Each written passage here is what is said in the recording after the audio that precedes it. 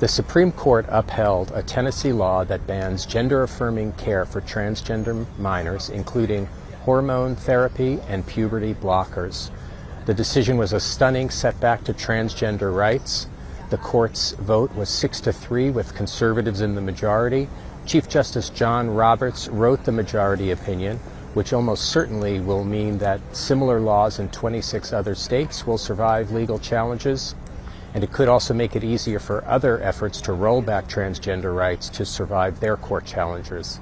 Those might include President Trump's executive order that seeks to ban transgender health care for people 19 and younger.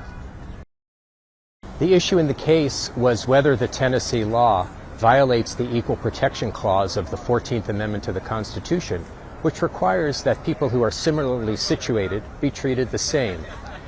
Chief Justice Roberts, in his majority opinion, wrote that this law did not, and a key part of that ruling was whether the law classified people on the basis of sex or transgender status. The court said it did not classify on either basis. The Chief Justice wrote that the law is subject to the lowest standard of review by courts, and under that standard, almost every law survives the challenge.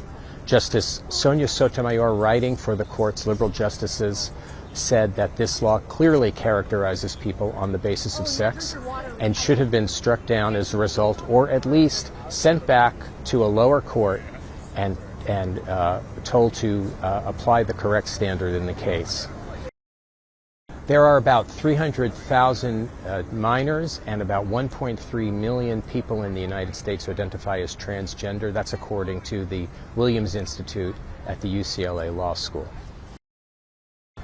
5 years ago, the Supreme Court ruled that federal civil rights law that prohibits job discrimination did apply to discrimination suffered by LGBTQ people in the workplace.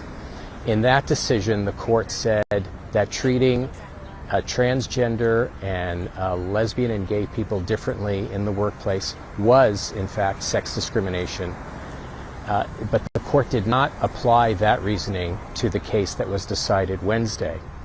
Chief Justice Roberts was in the majority in that case in 2020, as was Justice Neil Gorsuch, who wrote that decision. And on Wednesday, both justices were in the majority that upheld the Tennessee law.